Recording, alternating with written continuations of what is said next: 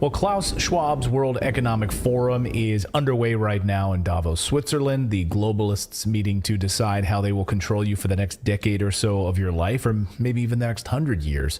But who is Klaus Schwab? The man that sits at the helm of the World Economic Forum, the WEF. Well, investigative journalist Johnny Vedmore has spent a long time investigating Klaus Schwab, and he joins me now. And Johnny, as we were talking here before the show, I mean, it's not just about Klaus Schwab. These tentacles are deep and they are wide. What made you start investigating Klaus Schwab? Yeah, thanks for having me on, Clayton. Me and my girlfriend Whitney, we were sitting around the coffee table in Chile, and we were looking for information on him.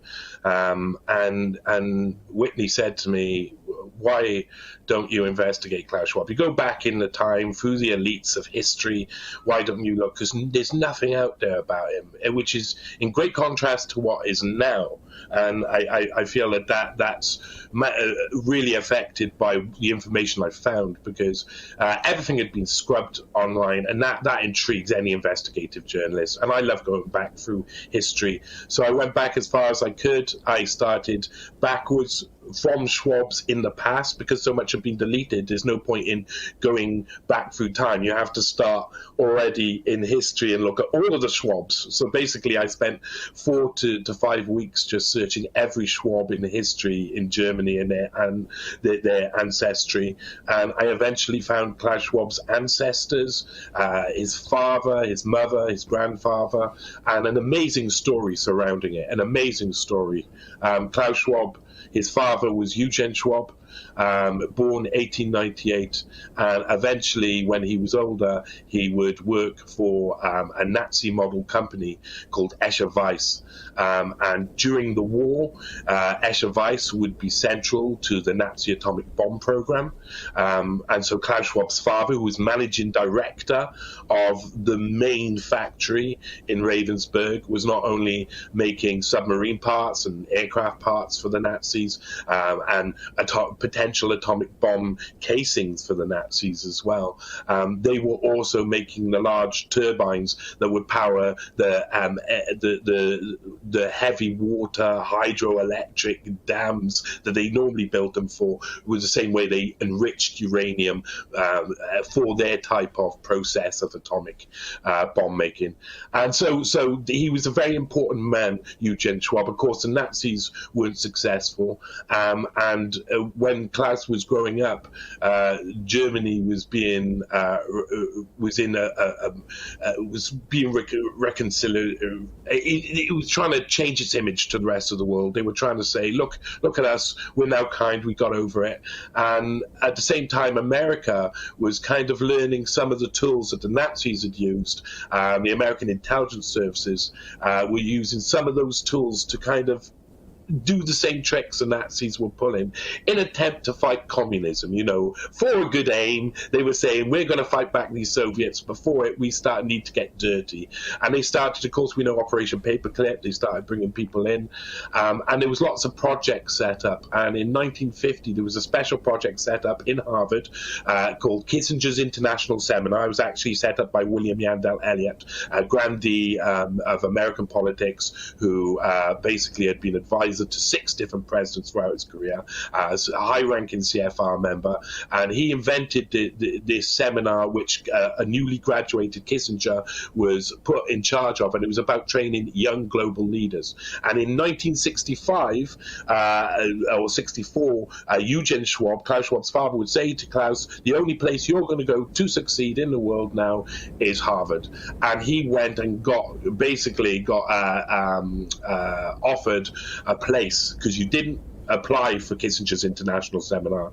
You were often headhunted. You could apply, but only the best got in. And they were looking for the best potential young leaders. And Klaus Schwab, in 1965, joined the ranks of Kissinger's International Seminar, which he graduated in 1967, and was a CIA-funded course. On the year Klaus Schwab graduated in 1967, Humphrey Dorman of Harvard released preempting releases in the New York Times and another newspaper of the information, that the Kissinger's International Seminar had been funded between 1960 and 1966 by the CIA through American Friends of the Middle East, which was set up by Kermit Roosevelt, the Farfield Foundation, and the Asian Foundation. Wow. So Klaus Schwab had just gone through a CIA-funded course in Harvard. He was given, during that course, two mentors, one a really fantastically interesting and important people in history, one being Herman Kahn, who's described as a real Dr. Strangelove, and is a guy you want to explore in detail, and John Kenneth Galbraith, another grandee of American politics, who was the teacher of JFK. JFK made him ambassador to India, wanted him to be ambassador to the Soviet Union. So, saw him in that sort of, held him in that sort of regard. And John Kenneth Galbraith has one of the most amazing histories around. And John Kenneth Galbraith, along with Otto von Habsburg, would become the keynote speakers in the First World Economic Forum, which was basically pushed forward by John Kenneth Galbraith and Herman Kahn, this team that had been given to Schwab through Harvard by Kissinger. They went back to get support for this new creation of what was a European Management Symposium that would 2 years later become the European Management Forum, and in the during the fall of the Soviet Union, it would become the World Economic Forum, which would show its true face. And so that's a course that Klaus Schwab went through. Now, in 1967, when he finished that course, he went back, and before they set up the World Economic Forum, he went back to work for his father's old company, Escher Weiss. Peter Schmidheiny, the CEO then, whose father had been Jacob Schmidheiny, had been the CEO while Eugen Schwab had been at Escher Weiss, phoned up Klaus Schwab, and Peter Schmidheiny said, hey, we've got a merger going on between Sulzer AG, Brown Boveri, Escher Weiss. We're merging them into a new company, and we want you at the helm. And what did Klaus Schwab do? He becomes second in charge of this merger and of these companies, and then the companies started selling illegally weapons technology, nuclear weapon technology, to the South African apartheid regime, so they could make bombs, which they made 6 bombs complete. They never tested their bombs. They made 6 complete nuclear bombs, with a 7th that was basically being constructed when they finally dismantled the program. This all came out in Swiss courts as well, so this is all documented in evidence. And this is what Klaus Schwab was at them. He did exactly the same as his father. His father helped a racist Nazi regime to try and create the atomic bomb to win World War II. And Klaus Schwab went on afterwards with his father's, pushing it on from behind to do exactly the same thing with South Africa.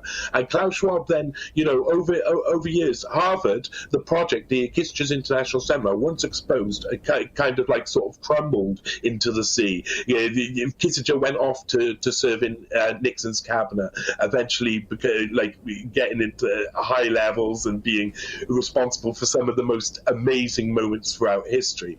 Kissinger is a really interesting person in this. He's really important, and he stayed in the background, but in the 80s he started to get back involved with the World Economic Forum, showed his face. The World Economic Forum, really interesting at the start, because it started off, it had a really big, had these big names to open up the actual opening of the European Management Symposium, and then the second year stumbled a bit, and the third year they got in limits of growth. They got in the Club of Rome. Aurelio Pecci was the keynote speaker just after they had written this, the limits to growth, which basically said, and he said it within the speech, that the enemy of humanity would be man itself in the future. And of course, we know that later on, Klaus Schwab in the 90s started up the Global Leaders for Tomorrow program with the World Economic Forum when it rebranded. That was the start of recreating Kissinger's International Seminar. Jeez. And by 2004, the Dan David Foundation gave Schwab a $1 million prize, said, hey, have this prize that we give every year for all your hard work, do with it what you will. And he said, with this money, I'm going to make the Young Global Leaders Forum, so that we can the forum for young global leaders, where we can industrially train global leaders that can then penetrate the cabinets, etc. Now, on the board of the Dan David Foundation, when they gave him this prize money to set up the Young Global Leaders, was, of course, Henry Kissinger. And it's just a cycle that goes round in a circle. Schwab recreated Henry Kissinger's International Seminar, which the German Marshall Fund, based at Harvard, from another Kissinger protege, Guido Goldman, had also run loads of leadership courses in between, but they hadn't had the same sort of impact that Kissinger's International Seminar had. Kissinger's International Seminar produced Pierre Trudeau, Klaus Schwab, and Valéry Giscard of France, the president of France, Japanese president, and Israeli prime minister. I mean, it really was a case that Kissinger's International Seminar was the gold standard of courses, and Klaus Schwab is the number one protege of Henry Kissinger. And funded in part and starting out with the CIA. So, I mean, I think people have a right to be scared of this guy, right? I mean, you look at this family lineage here, you look at the money, you look at the influence, you look at the people who were funding and making sure that he was being guided in a certain way. It almost sounds like he didn't have any choice in this. Like, his dad, here's where you're going to be. You're going to be selected for this. You're going to carry out our mission. And this just goes absolutely deep. So over the past few years, a lot of people have grown increasingly scared of this guy, myself included, what he is up to. I guess it's a weird question for me to ask, but do we have a right to be scared of this guy and what his agenda is doing, what they're trying to accomplish? Yeah, he's a very clever, because what people don't understand is why they should be really afraid. They can't really get it together. He looks like a Bond villain. They've made him almost comically like a Bond villain, so that everybody can say, "Oh, it's just Klaus Schwab again. Look, right. Dr. No and Dr. Evil and Dr. No and all of those different things." But the thing is about the World Economic Forum, the reason why it's so powerful and important is not only because it creates all of these young global leaders, but it creates policies that everything relies on. It's the leading policy think tank, and they line up alongside with Edelman PR, and Edelman PR are the number one PR firm in the world. They handle marketing and PR for 60-70% of all companies, all governments, all everything. These guys are the globalists. They want to create something that is like a prison for us all, that is the same all the way around the world. Now, why they want to do it is partially because of, and it's in line with why Klaus Schwab rose to the top. When you've got Klaus Schwab's ability, when you're able to learn like Klaus Schwab has, he's a very intelligent man, especially in his youth. When you're able to go through all of these courses, get degree after degree, there's only a limited number of jobs that fit you, and there's a load of headhunters for those jobs. So there's only a very precise. This is what's happening now. We, the underclass, will have to do all of the main work, but these guys at the top, they raise themselves up in a separate system, and they create a separate system. So we should be worried, because this is a two-tier system that is happening in front of our eyes. We're coming to the end of something within capitalism that they all know about. The end of Pareto distribution, at the end of all of the wealth going to one area and being held by a certain group of people and everybody else not having wealth. That's communism. Capitalism ends in communism. Capitalism's death ends in this communitarian. And this is what they've done. What I think people like Kissinger and Schwab and others have done, Kahn, Galbraith, all of these people throughout history who have shaped this world that we're living in now, is they've looked at what works best throughout each ideology, what works best in fascism, what works best in communism, what works best in capitalism, what works best in normal democratic society, take little bits out of it that suits them and mash them all together and amalgamate them into something that can cover the entire world and keep us all in chains. And they've done a very good job of this. So it smells of everything. Everybody said this. You've got a load of people who will say it's communism, and a load of people who will say it's something else. But this is some sort of technocratic merging of all of the lessons these people have learned from the past. And it drives down to all of us. And it drives. This is the monster, and you're right. It is not. He looks like a comic book character. He looks like a Bond villain, but it's incredibly nefarious. And I think the biggest complaint that I hear from my viewers night after night after night is that these people are unelected, right? These are unelected globalists, billionaires, whomever, who are in this inner circle. Heck, we have Brian Stelter, formerly of CNN, now joining the World Economic Forum. We have Edelman PR, as you pointed out. We have MasterCard, the head of the banking systems, are all there. These are unelected people who are driving these policies. And for the people watching our show, there's like a desperation there. Like, what can we do to stop this? What can we do? And I think maybe, and that's probably part of your investigative journalism here, sitting down with Whitney Webb, and you guys are sitting there saying, they're making him disappear off the internet. Things are disappearing. It's important for us, I think, as journalists to shine a light on this. Is that maybe where this starts, shining a light on this dark side? Yeah, there's two things. One thing is the more they hide, the more they delete, the more they censor, the longer our articles become, because the more there is to talk about. And that then wakes more people up, and you can't go back to sleep once you've woken up. So you've got this element where they're reaching the pinnacle of their power. They're getting to the point where they will get no higher than this. They will drop away afterwards. I think they were at about 60-70%, and they've got a lot of hubris, a lot of what they believe, how they believe they're going to win this. The globalists, these technocrats, they got a lot of hubris, but that's kind of built into the system. Civilization works in cycles, and they know that, and they're not stupid. They don't ignore things like that. And eventually an old Klaus Schwab, who's now 86, 87 years old, is going to die, and we're going to need a new savior. And all of these people over here then, who have got this evil looking corporation that's the World Economic Forum, they'll look even more evil. People will lose interest in them, and something else will rise up, something else that has been created by exactly the same people. I think personally that we're seeing that change happen now, and I think we should be worried about the World Economic Forum, but we got to understand that there's the new technocrats and neo-technocrats are coming, people like Elon Musk who are raising up. Yeah. And that's going to be the next wave. I think you're right, and I think we will see a new, we see the guest list already dwindling this time around for this most recent World Economic Forum, but I think in some ways it's like a hydra, and we'll start to see these things popping up in other ways. It's built that way. It's built that way on purpose, you say? Yeah. It's built that way. I mean, they're not stupid. Kissinger had multiple backup plans for everything that he did. So the whole, and it's not just Kissinger. We talk about Kissinger, but really what we're talking about is all of the efforts of the CFR being manifest through a human being, and that is Kissinger. So Kissinger is like a hydra. He's all these different people who are powerful behind the scenes, who have all these different interests, all mushing their interests together into one person who's going to enact that into policy, and then create like lots of different proteges and different followers and apprentices to enact these different parts of everything.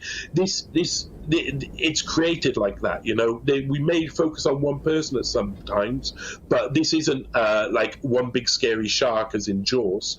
This is a load of different sharks all over the place. They're circling you. When one goes, another will pop up. That is life. It's been that way since the dawn of time. I doubt that's going to change.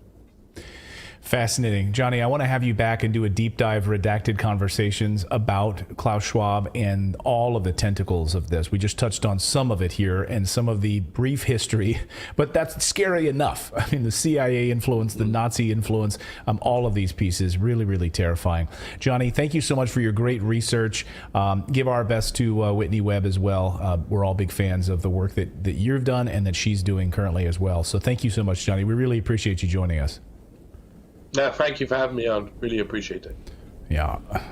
Thanks so much, Johnny. And so this is crazy when you think about how deep this goes, right? You think about this afternoon, we literally have Henry Kissinger at the World Economic Forum influencing policy once again.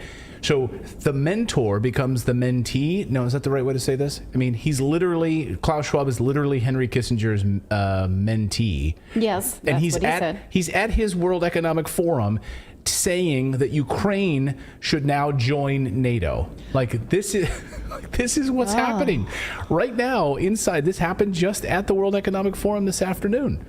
Okay. I mean, it does feel like fiction. And when he said it's meant to be that way, you wonder, is it fiction, modeling life, or the other way around? Because it's that you cut off the Hydra head, and it continues to grow, and it doesn't matter really who's at the helm of it. And of course, we're seeing, I've watched some of the sessions today at the World Economic Forum, and you're seeing dwindling numbers there.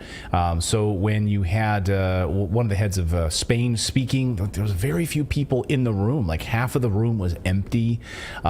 Journalists are being kept away. Rebel News this afternoon getting kicked out. Do you think it's just now that it's a bad look to even go to Davos? Because it used to be the coolest thing for the coolest kids. Well, if you mean by cool, it was like if you got to go and be a part of the CNBC or the Bloomberg set, and you were covering and interviewing Bill Gates and all of this garbage. Well, it once was a signal of prestige, and now it's sort of a signal of abuse of power. Yeah. And so I think that more people are just not wanting to show up because it shows that they are wielding unelected power. Yeah. Yeah. Go ahead, David. Well, was it ever something that got blocked on social media, or and because Twitter is so open now, there's more light being brought to what's going on there? Or because I don't remember if that's something that they ever blocked, but I'm just curious if that's why it didn't get the steam that it has now for people not wanting to go, because it was blocked and silenced, but now it's actually, being I feel like on Twitter. There just maybe is people awakening to this type of thing. Like my sister said, she's been following the Bilderbergs for a long time, and that used to be the conversation of people who were more conspiracy theorists. But now that is a widely accepted, I don't know how widely, but it is more accepted tenet that unelected leaders do get together and make decisions that are based only for themselves. Yeah, I think the social media question is interesting, right? Because if you look at Twitter, you can certainly see these sessions being shared out. They're being shared out by the WEF, and then other people are resharing them, and they're just commenting on them, and specifically some of these sessions that have been half empty. Now, eagle-eyed observers are saying, well, the reason that they're half empty is because they're not publicly meeting in these spaces. They're having secret meetings. So the stuff that you're seeing there with the television cameras, that's just for show. That's just for CNBC cameras. The real meetings are happening behind closed doors. Absolutely the case. And I do try and watch some of the live streams for this. I sort of keep it on while I'm doing other research.